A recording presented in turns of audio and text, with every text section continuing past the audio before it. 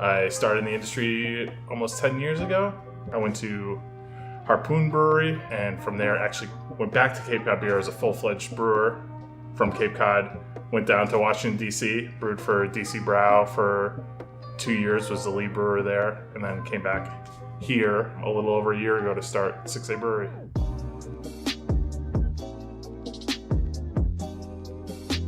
It's something that I ran up against buying beer for the beer club because I was trying to get beers that were different. Most of my 300 to 1,000 plus beer club members have already had that beer. I'm not bringing them back. I need beer that's different. And then it opened the door for all these little breweries that started coming to Massachusetts that were very small batch. And then that's when the idea started forming, like, well, what if you just had a brewery that you could sell and just make crazy beers? And I was able to team up Chris with the owners of 6A Brewing, and then we both kind of went from there. We wanted to try to make something that was ours, that had a voice, especially a voice to this area. Being finally behind, like, you know, the creative wheel to be able to, you know, to influence, you know, maybe a small group of people in the craft beer world is kind of cool. So definitely. I mean, it's a great time to be a beer drinker.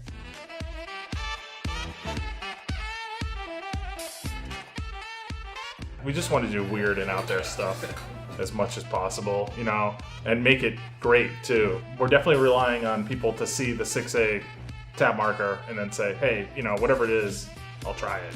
You know, I've had good beers from them all the way through.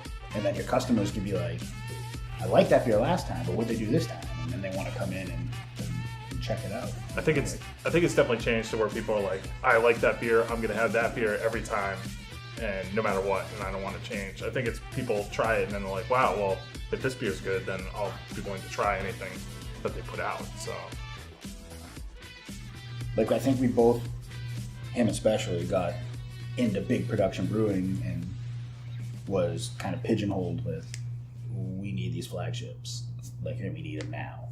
Whereas we're kind of like, all we could see is all the other breweries doing different stuff, and we're like, well, it'd be kind of cool if we had a place that did stuff like that. Like, we're hitting the market at the right time with the right size because we have such mobility. We can kind of go to the styles that we want to brew at that time. We can kind of recreate, you know, our own identity every time we put a beer out.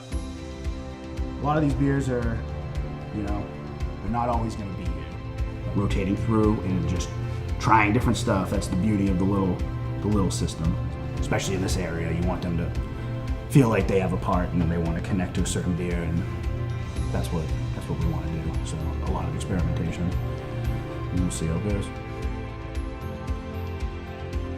We have like a pub partnership with the Flynn's Irish Pub and Father's Kitchen Tap House. So we have all of our beers will be going on in all of those pubs.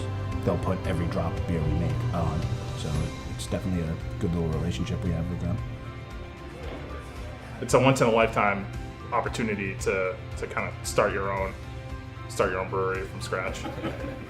Cheers.